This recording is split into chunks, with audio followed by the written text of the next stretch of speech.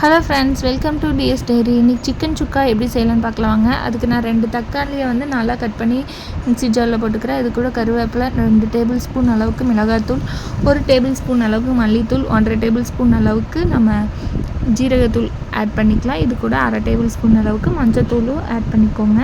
நல்லா ஃபைன் பேஸ்ட்டாக கொஞ்சமாக தண்ணி விட்டு நல்லா அரைச்சி எடுத்துக்கோங்க.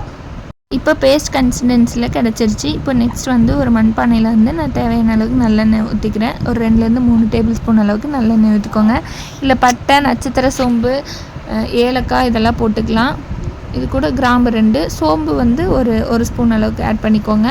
கருவேப்பிலை ஆட் பண்ணிவிட்டு நான் ஒரு 2 சைஸ் பெரிய வெங்காயத்தை நல்லா பொடி பொடியாக கட் பண்ணி எடுத்து வச்சுருக்கேன். அதையும் எண்ணெயில் போட்டு வணக்கிக்கலாம். ஏன்னா எப்பவுமே வெங்காயம் போட்டு வணக்கும்போது உப்பு ஆட் பண்ணிக்குவேன். இப்போ தேவையான அளவுக்கு வெங்காயம் வணக்கிற அளவுக்கு மட்டும் உப்பு ஆட் பண்ணிக்கிட்டேன். இப்போ வெங்காயம் நல்லா வணங்கி வந்ததுமே நம்ம இதில் வந்து 1.5 டேபிள் ஸ்பூன் அளவுக்கு இஞ்சி பூண்டு பேஸ்ட் ஆட் பண்ணிக்கலாம். இப்போ நல்லாவே இஞ்சி பூண்டு பேஸ்ட்டு வணக்கி எடுத்துக்கலாம்.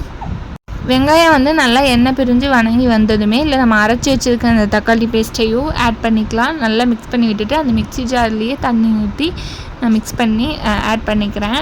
இப்போ பாருங்கள், அந்த தண்ணி வந்து ஓரளவுக்கு கொதிக்க விட்டுடலாம். இப்போ நல்லாவே கொதித்து வந்துருச்சு. ஒரு மிக்ஸ் பண்ணி விட்டுட்டு நம்ம வந்து சிக்கன் வந்து நான் 2-3 டைம் உப்பு மஞ்சத்தூள் போட்டு வாஷ் பண்ணி எடுத்து வச்சுருக்கேன். அது 1/2 கிலோ சிக்கனையும் நான் ஆட் பண்ணிக்கிறேன். மசாலா எல்லாம் நல்லா மிக்ஸ் ஆகிற அளவுக்கு நம்ம சிக்கன் கூட மிக்ஸ் பண்ணி விட்டுட்டு நல்லா வேக வச்சுக்கலாம்.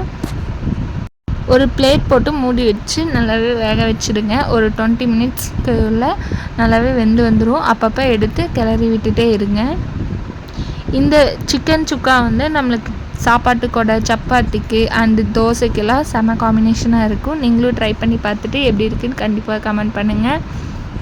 நாங்கள் அன்றைக்கி வந்து ஒயிட் ரைஸ் கூட சிக்கன் சுக்காவும் பெப்பர் சிக்கனும் ரெடி பண்ணியிருந்தோம். அன்றைக்கி பெப்பர் சிக்கன் ரெசிபி நான் சீக்கிரம் அப்டேட் பண்ணுறேன். தேங்க்யூ ஃபார் வாட்சிங். Keep supporting. டாட்டா.